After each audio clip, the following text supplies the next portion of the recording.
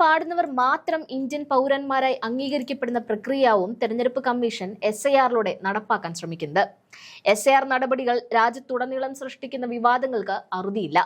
പൗരന്മാരുടെ പേരുകൾ വോട്ടർ പട്ടികയിൽ നിന്ന് നീക്കം ചെയ്യുന്നത് മുതൽ BLO-മാരുടെ ആത്മഹത്യ വരെ കാര്യങ്ങൾ എത്തിച്ചിരിക്കുകയാണ് തെരഞ്ഞെടുപ്പ് കമ്മീഷൻ. എന്തൊക്കെ സംഭവിച്ചാലും പിന്നോട്ടില്ലെന്ന ധാർഷ്ട്യ മനോഭാവമാണ് കമ്മീഷൻ വെച്ച് പുലർത്തുന്നത്.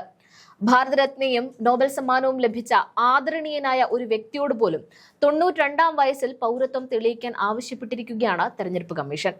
പശ്ചിമ ബംഗാളിൽ വോട്ടർ പട്ടിക പുതുക്കുന്നതിന്റെ ഭാഗമായി ലോക പ്രശസ്ത സാമ്പത്തിക ശാസ്ത്രജ്ഞൻ അമർത്യ സെന്നിന് പൗരത്വം തെളിയിക്കാൻ നോട്ടീസ് അയച്ചിരിക്കുകയാണ് ഇപ്പോൾ തെരഞ്ഞെടുപ്പ് കമ്മീഷൻ ചെയ്തിരിക്കുന്നത്. 92 വയസ്സുള്ള അമർത്യ സെൻ പൗരത്വം തെളിയിക്കുന്നതിനായി രേഖകളുമായി കമ്മീഷന് മുൻപാകെ നേരിട്ട് ഹാജരാകാനാണ് നോട്ടീസിലൂടെ അറിയിപ്പ് ലഭിച്ചത്. വരാനിരിക്കുന്ന നിയമസഭാ തെരഞ്ഞെടുപ്പിന് മുന്നോടിയായി നടപ്പിലാക്കുന്ന SIR പ്രക്രിയയുടെ ഭാഗമായാണ് ഈ നോട്ടീസ് അയച്ചിരിക്കുന്നത്. അമർത്യ സെന്നിന് പുറമെ ഇന്ത്യൻ ക്രിക്കറ്റ് താരം മുഹമ്മദ് ഷമി, തൃണമൂൽ കോൺഗ്രസ് MP-യും നടനുമായ ദേവ് എന്നിവർക്കും സമാനമായ നോട്ടീസുകൾ ലഭിച്ചതായും റിപ്പോർട്ടുകളുണ്ട്. വോട്ടർ പട്ടിക ശുദ്ധീകരിക്കുന്നതിന്റെ ഭാഗമായി മരിച്ചവരെയും താമസം മാറിയവരെയും ഒഴിവാക്കുന്ന പ്രക്രിയയാണിതെന്നാണ് കമ്മീഷൻ വാദിക്കുന്നത്.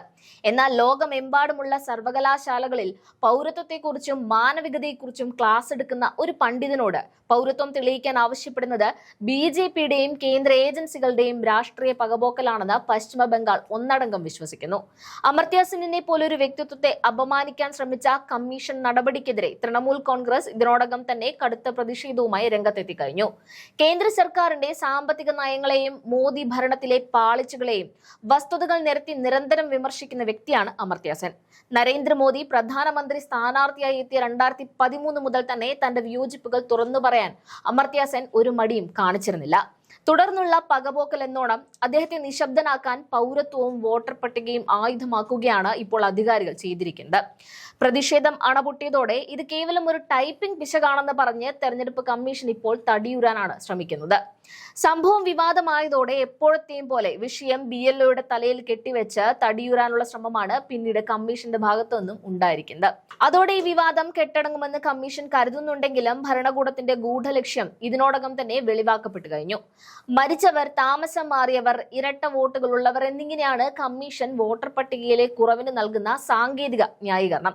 എന്നാൽ 46 ലക്ഷത്തോളം പേർ മരിച്ചവരാണെന്നും 2 കോടിയിലധികം പേർ താമസം മാറിയവരാണെന്നും പറയുന്ന കമ്മീഷൻ അമർത്യ സെന്നിനെ പോലൊരാൾ ഇതിൽ ഏത് വിഭാഗത്തിലാണ് ഉൾപ്പെട്ടതെന്ന് വ്യക്തമാക്കാൻ തയ്യാറായിട്ടില്ല. ബംഗാൾ തെരഞ്ഞെടുപ്പ് അടുത്തിരിക്കെ BJP-ക്ക് ഈ നീക്കം വലിയ രാഷ്ട്രീയ തിരിച്ചടിയായി മാറുമെന്ന് ഉറപ്പാണ്.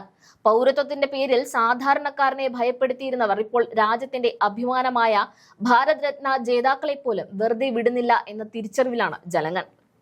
പ്രശസ്തരായ വ്യക്തികൾ പോലും തിരഞ്ഞുപിടിക്കപ്പെട്ട് വേട്ടയാടപ്പെടുമ്പോൾ സാധാരണ ജനങ്ങൾ നിസ്സഹായരായി നിൽക്കേണ്ടി വരുമെന്ന് ഉറപ്പാണ്.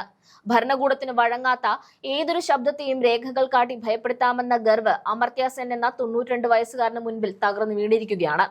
പൗരത്വത്തിന്റെ പേരിൽ ജനങ്ങളെ ഭിന്നിപ്പിക്കാൻ ശ്രമിക്കുന്നവർക്ക് ലഭിച്ച ഏറ്റവും വലിയ തിരിച്ചടിയായി ഈ സംഭവം മാറിക്കഴിഞ്ഞു. അമർത്യ സെന്നിന്റെ വിശ്വപ്രസിദ്ധമായ ആശയങ്ങളെ വെറുമൊരു നോട്ടീസ് കൊണ്ട് മായ്ച്ചു കളയാമെന്ന് കരുതിയവർക്ക് തെറ്റിയിരിക്കുന്നു. ചരിത്രത്തെയും സംഭാവനകളെയും നോട്ടീസ് അയച്ച് പീഡിപ്പിക്കാൻ കഴിയില്ലെന്ന വലിയ സത്യമാണ് ഈ വിവാദം അടിവരയിടുന്നത്.